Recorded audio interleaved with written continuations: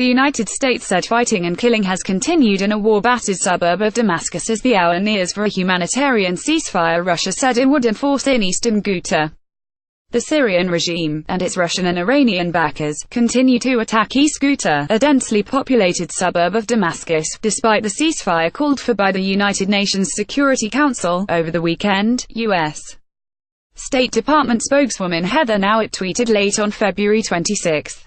The regime claims it is fighting terrorists, but is instead terrorizing hundreds of thousands of civilians with airstrikes, artillery, rockets, and a looming ground attack, she said. The regime's use of chlorine gas as a weapon only intensified the misery of the civilian population, Nauert said, in an apparent reference to allegations of a Syrian chemical attack on the suburb over the weekend. Russia has the influence to stop these operations if it chooses to live up to its obligations under the UN ceasefire resolution, she said. White House spokeswoman Sarah Sanders also called for an immediate end to offensive operations in Syria. Russian Defense Minister Sergei Shoigu said on February 26 that President Vladimir Putin ordered a humanitarian pause in Ghouta from 9 a.m. to 2 p.m. local time, starting on February 27. Shoigu said a humanitarian corridor will be opened to allow civilians to leave the area under fire. Yuri Yevtushenko, a Russian official based in Syria, said that Syrian government troops would not carry out any airstrikes during a 5-hour pause Russia intends to enforce each day. The United Nations and European countries called on Russia to expand the announced 5-hour pause into a longer-lasting truce. Britain's Deputy UN Ambassador Jonathan Allen said Russia was playing cynical games, and that the announcement shows that Russia can implement if it chooses to.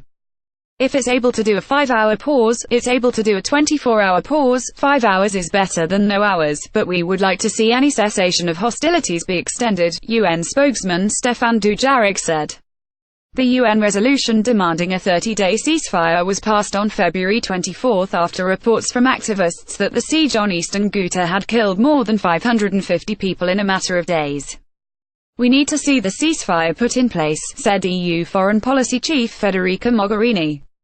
Every single minute we wait, there are people dying. A UN spokeswoman said that at least 30 civilians had been killed in Eastern Ghouta, where some 400,000 people live, in the days since the ceasefire resolution was passed.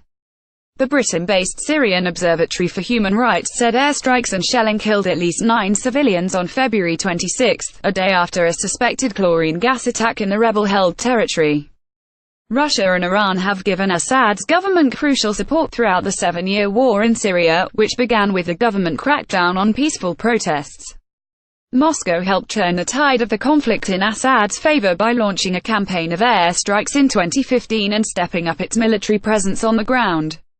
Meanwhile, Russian Foreign Minister Sergei Lavrov said on February 26, before Shoigu's announcement, that the truce does not apply to terrorist groups. We will never support any actions aimed at exempting terrorists from a legitimate strike, he said. The UN resolution affirmed that the proposed cessation of hostilities would not apply to military operations against the jihadist groups Islamic State, IS, Al-Qaeda, and the Al-Nusra Front. Many Al-Nusra Front fighters reside in Eastern Ghouta. Syria and its allies Russia and Iran often refer to Sunni rebels as terrorists, including groups allied with Western countries and Arab states as well as extremist groups like the Al-Nusra Front. Lavrov also said that reports of an alleged chemical attack in Eastern Ghouta were fake stories, despite videos and photos of alleged victims of the attack shown in the media. The Syrian government denies using chemical weapons, although a UN investigation has documented the use of such weapons on multiple occasions, with reporting by AP, DPA, AFP, and Reuters.